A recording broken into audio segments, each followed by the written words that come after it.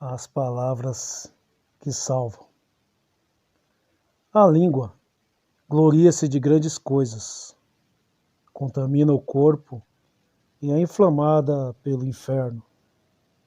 E a natureza humana não consegue refrear este membro, chamado língua. É como o veneno de uma cobra peçonha e mortal. Com ela bendizemos a Deus e Pai, e com ela amaldiçoamos os homens, feitos à semelhança de Deus. Tiago 2, verso 9. As palavras têm o poder de transformar em luz ou escuridão, pois o que está no coração do homem, isso fala a boca. As palavras definem o que você é, um homem bom ou um homem mau.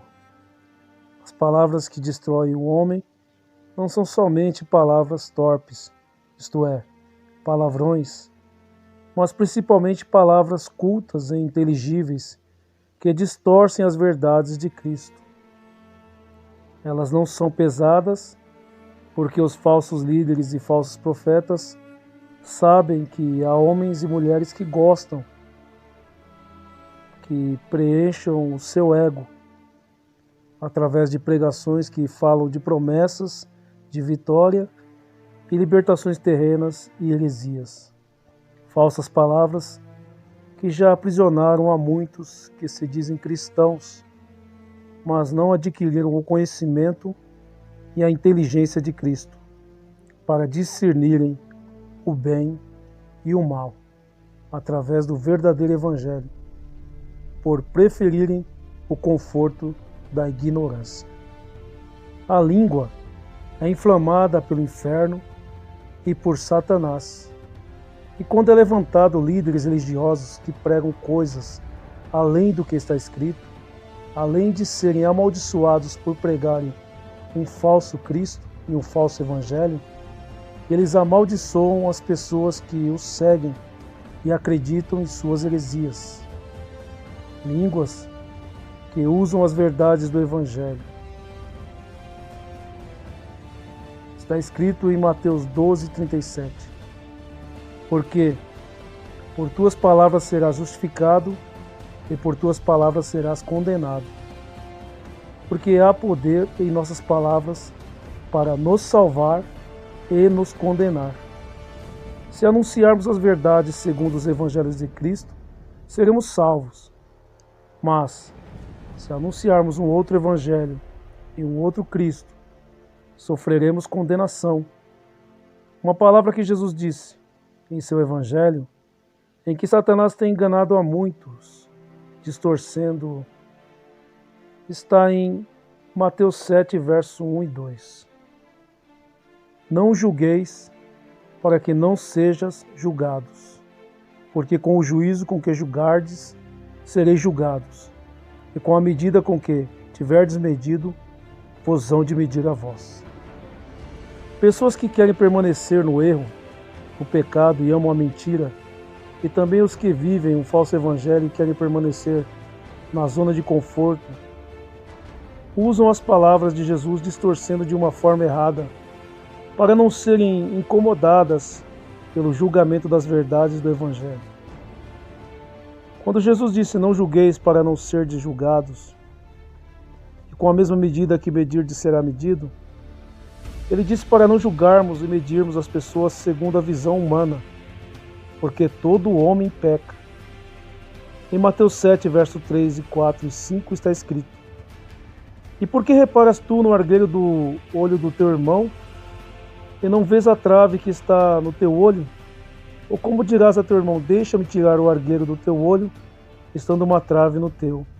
Hipócrita, tira primeiro a trave do teu olho, e então cuidarás em tirar o argueiro do olho do teu irmão. Dificilmente um homem que vive segundo os prazeres mundanos em um meio cristão, que vive um falso evangelho, possa libertar seu semelhante de seus pecados, sendo que eles mesmos ainda continuam escravos do pecado. Tirar primeiro a trave do teu olho é limpar-vos primeiro através de Cristo. Depois poderás limpar teu irmão através do Evangelho de Cristo. Há duas formas de julgar e duas formas de medir. O que Jesus quis dizer é que o julgamento não seja para condenar, mas para advertir sobre as consequências de continuar vivendo no pecado, pois o salário do pecado é a morte. Através das palavras de Cristo segundo o seu Evangelho. E não medirmos as pessoas achando que nós somos melhores e exemplos de santidade, mas medirmos através de Cristo e seu Evangelho, para ver se alguns se arrependam e se convertam a Ele.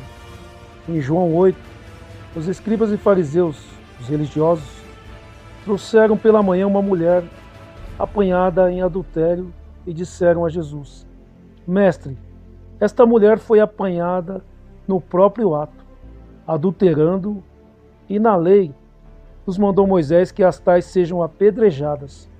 Tu, pois, o que dizes? Observem que a intenção do julgamento desses religiosos era condenar tanto a mulher como a Jesus, se contrariasse a lei mosaica.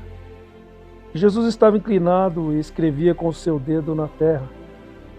E insistiram perguntando novamente. E Jesus levantou-se e disse: Aquele dentre vós que está sem pecado, seja o primeiro que atire pedra contra ela.